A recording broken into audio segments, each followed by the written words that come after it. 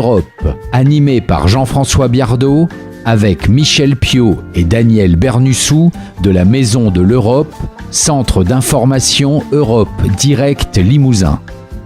Tout ce qu'on dit sur l'Europe et tout ce qu'on ne dit pas sur l'Europe, eh bien, vous allez le savoir en écoutant cette chronique. Alors, nous avons déjà fait une chronique précédente sur le problème de savoir si l'Europe est ou non sociale.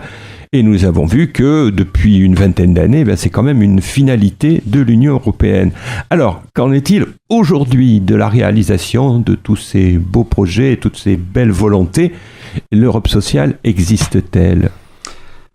Cher Jean-François, l'Europe sociale existe et les étrangers le perçoivent très très bien et beaucoup mieux que les Européens eux-mêmes. Il y a un modèle social européen.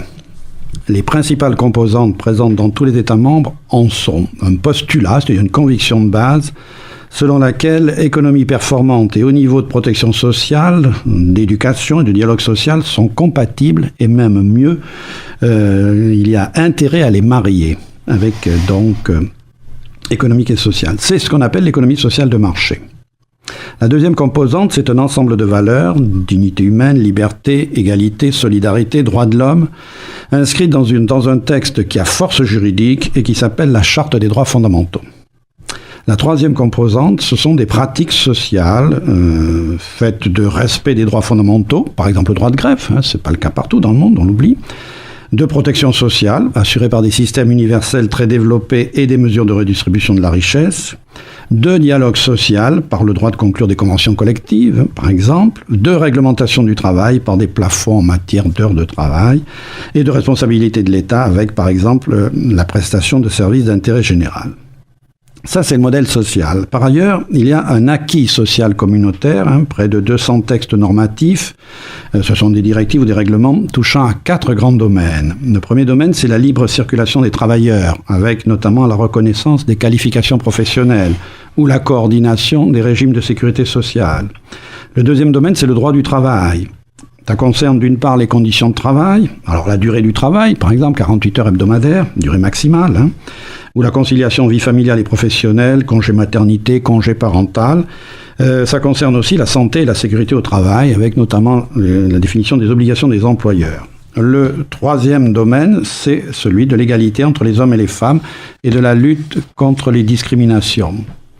Enfin, il y a un dernier domaine qui est le domaine de la santé, avec la possibilité d'avoir des prestations de maladie dans un autre État membre que l'État national d'origine, merci, et des dispositifs médicaux, avec notamment la politique du médicament, politique européenne. Alors, et pourtant, on a l'impression que l'Europe sociale est en panne, qu'elle n'avance plus. Et il est exact que depuis le milieu des années 2000, l'Europe sociale tente à s'essouffler. À partir du milieu des années 2000, on assiste à une paralysie législative croissante de l'Union. Peu de dispositions nouvelles et même des échecs, par exemple sur la révision de la directive sur la durée du travail ou sur l'allongement du congé de maternité. Alors il y a plusieurs explications à cette panne législative provoquée par les États. La première explication, c'est la poussée libérale, anglo-saxonne, relayée à Bruxelles, il faut bien le dire, par la commission Barroso, avec des idées comme le marché est le régulateur suprême, la protection universelle doit se limiter à un filet minimal de sécurité, l'activité économique détermine le niveau de protection sociale, bref, le social au service de la croissance, c'est la crise actuelle.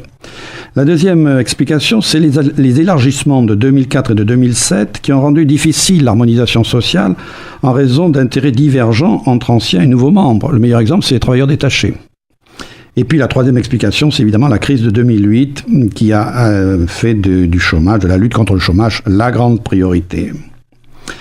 En même temps, depuis le milieu des années 2000, l'action de l'UE consiste à promouvoir un nouveau modèle social européen en favorisant la concertation entre les États. C'est ce que l'on appelle la flexicurité ou la flex-sécurité. Elle soutient également financièrement des projets sociaux, nationaux, régionaux, locaux, de retour à l'emploi grâce à ces fonds. Alors le FSE, bien connu, 80 milliards d'euros, et le FEAD, Fonds européen d'aide aux plus démunis. Alors, signalons quand même quelques initiatives concrètes, fortes, notamment en direction de la jeunesse, et la plus significative est la garantie européenne pour la jeunesse en 2013, qui prévoit que les jeunes de moins de 25 ans, quand ils sortent ou de formation ou d'un travail, eh bien, doivent pouvoir récupérer un emploi de qualité, une formation continue, un apprentissage ou un stage dans les 4 mois suivant la sortie du système. Alors aujourd'hui, où en est-on ? Eh bien, aujourd'hui, il y a une volonté de refonder l'Europe sociale. C'est ce que le président Juncker appelle le triple A social. Et en avril 2017, la Commission a présenté donc un socle des droits sociaux avec l'annonce d'initiatives fortes, par exemple un salaire minimum dans tous les pays de l'Union, ou par exemple une consultation pour une révision rapide de la directive sur les contrats de travail datant de 25 ans et qui ne peut pas prendre évidemment en compte ce qu'on appelle l'ubérisation de nos sociétés.